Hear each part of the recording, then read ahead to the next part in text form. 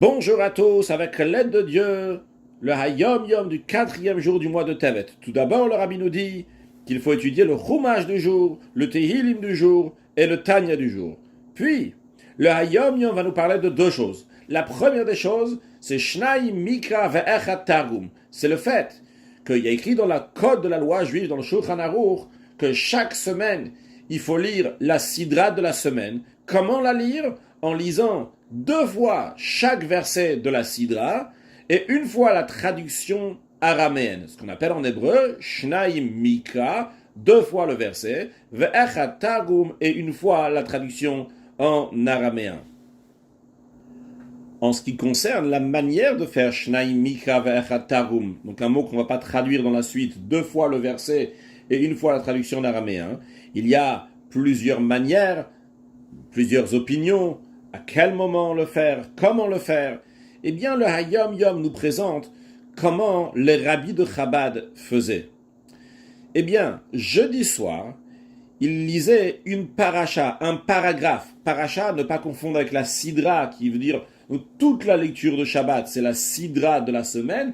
Paracha, c'est un paragraphe de la Torah, un paragraphe de la sidra de la semaine.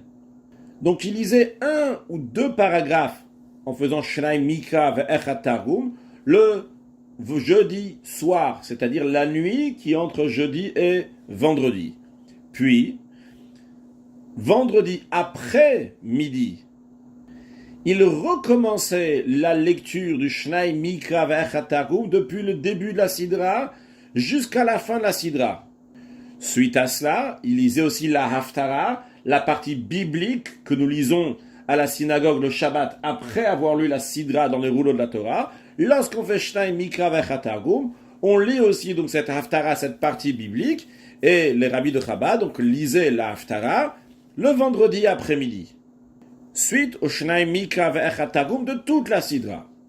Puis, Shabbat matin, avant la prière, ils avaient l'habitude, ils avaient coutume de relire deux fois le verset et une fois la traduction en araméen de la septième montée, de la septième partie de la Sidra.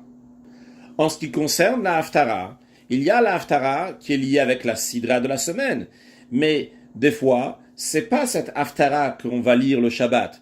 Imaginons que Shabbat, c'est Rosh Chodesh, le premier jour du mois, ou bien que Shabbat, c'est la veille de Rosh Chodesh. Dans ces cas-là, la Haftara va être une autre Haftara, non pas celle de la Sidra de la semaine. Si c'est Rosh Chodesh, ce sera une Haftara de Rosh Chodesh du premier jour du mois. Si c'est la veille de Rosh Chodesh, la Haftara sera une Haftara qui est liée avec la veille de Rosh Chodesh.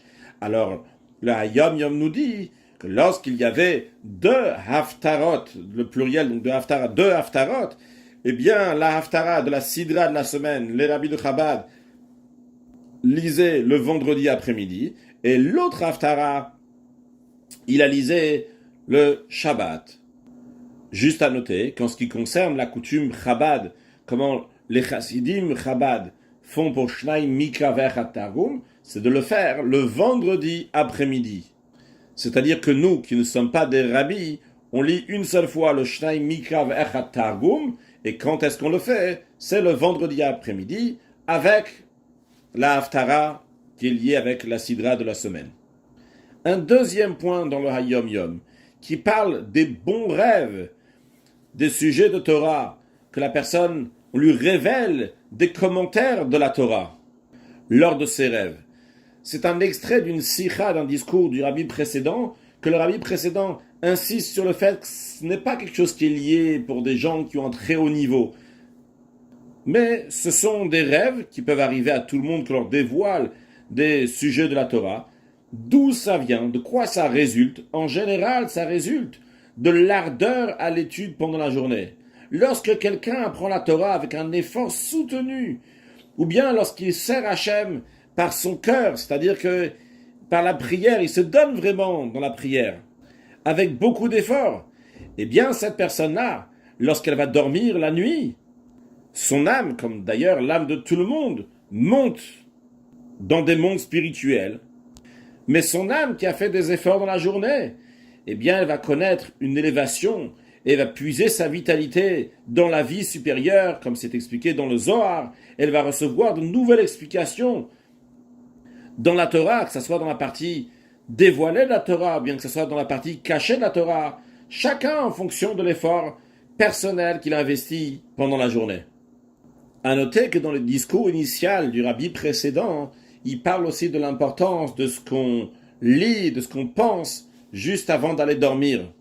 Pardon, non pas de ce qu'on lit, bien que c'est aussi dans ce qu'on lit, mais de ce qu'on parle, de ce qu'on pense juste avant d'aller dormir.